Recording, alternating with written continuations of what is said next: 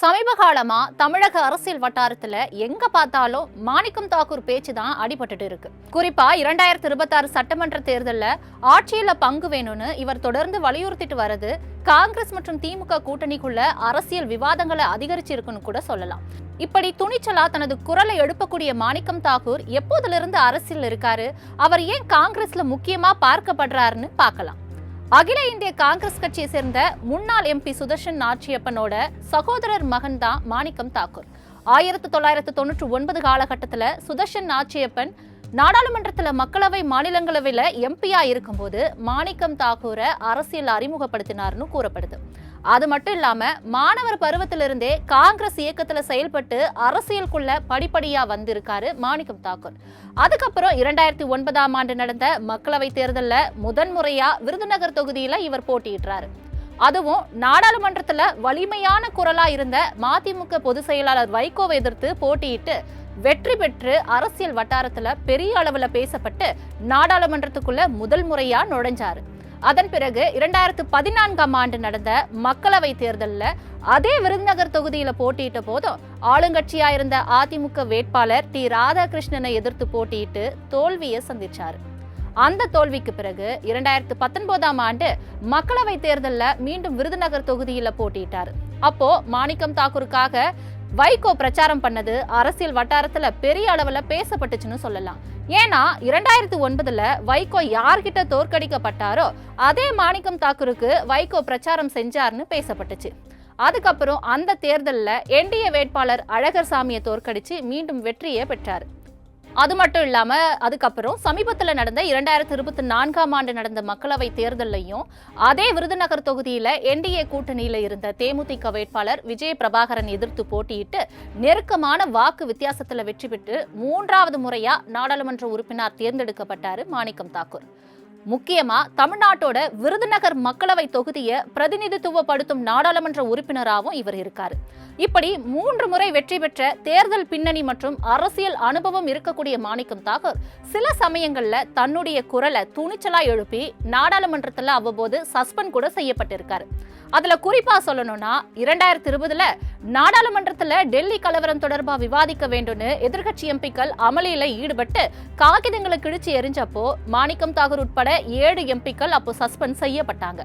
அதே போல 2023 நாடாளுமன்றத்துல கட்டுக்கடங்காத நடத்தைக்காக 14 எதிர்கட்சி எம்பிக்கள் இடைநீக்கம் செய்யப்பட்டதுல இவரும் ஒருத்தர்.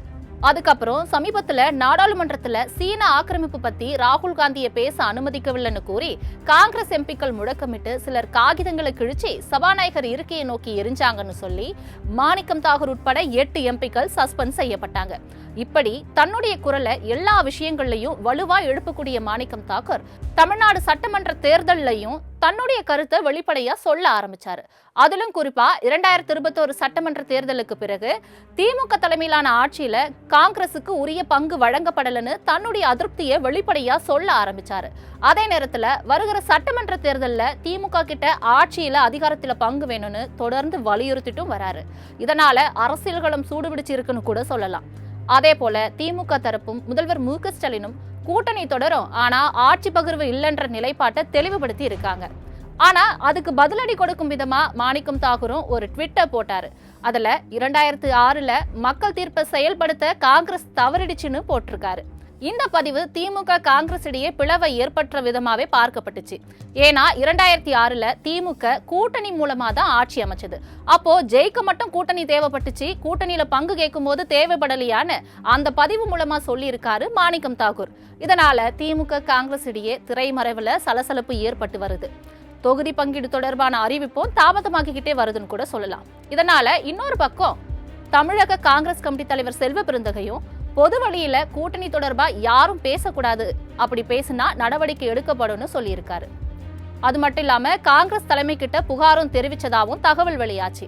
ஆனா அதுக்கும் அசராத மாணிக்கம் தாக்கூர் யாரும் எதிர்பார்க்காத அளவுக்கு ஒரு ட்விட்டர் போட்டாரு. அதாவது அச்சமில்லை அச்சமில்லை அச்சம் என்பது இல்லையே என்ற பாரதியாரோட பாடல் வரியை பதிவிட்டிருக்காரு. அரசியல்ல இந்த பதிவு இன்னும் பரபரப்பை ஏற்படுத்துச்சுன்னு கூட சொல்லலாம். அதோட முடியல, தொடர்ச்சியா அகில இந்திய காங்கிரஸ் பொதுச் செயலாளர் கே சி வேணுகோபால் சமீபத்துல சென்னையில பங்கேற்ற கூட்டத்துல பேசும்போது கூட பொது வெளியில கூட்டணி தொடர்பா யாரும் பேசக்கூடாது, அப்படி மீறி பேசினா நடவடிக்கை எடுக்கப்படும்னு தீர்மானத்தை நிறைவேற்றினாரு. சரி, காங்கிரஸ் பொதுச் செயலாளரே சொல்லிட்டாரு, இனி ஆட்சியில பங்கு தொடர்பா யாரும் பேச மாட்டாங்கன்னு எதிர்பார்த்த நிலையில மீண்டும் மாணிக்கம் தாகூர் ஒரு ட்விட்டர் போட்டாரு. அதுல மீண்டும் பாரதியார் பாடல் வரியை உள்ளிட்டு நான் வீழ்வேன் என்று நினைத்தாயோன்னு சொல்லி இருக்காரு. இப்படி பதிலுக்கு பதில் மாணிக்கம் தாகூர் ஆட்சியில பங்கு வேண்டும்னு பனிப்போரை நடத்திட்டு வந்துட்டு இருக்காரு. அது மட்டும் இல்லாம ராகுலுக்கு மாணிக்கம் தாகூர் ரொம்ப நெருக்கமா இருக்கிறதுனால தான் இப்படி யார் சொன்னாலும் கேட்காம கூட்டணி பத்தி மாணிக்கம் தாகூர் வெளியே பேசுறாருன்னு அரசியல் வட்டாரத்துல பேசப்பட்டு வருது. இதனாலதான் இப்போ அரசியல் வட்டாரத்துல மாணிக்கம் தாகூர் அதிக அளவுல பேசப்பட்டும் வராரு. இப்படி துணிச்சலா தன்னுடைய நிலைப்பாட்டை சொல்லிட்டு வர மாணிக்கம் தாகூரோட கோரிக்கை நிறைவேறுமா, இல்ல கேசி வேணுகோபால் செல்வ பெருந்தகை எல்லாம் சொன்ன மாதிரி இனியும் கூட்டணி பத்தி பேசினா அவர் மேல நடவடிக்கை வருமானு பொறுத்திருந்து பார்க்கலாம். மணப்பெண்ணின் பிரத்யேகமான திருமணம்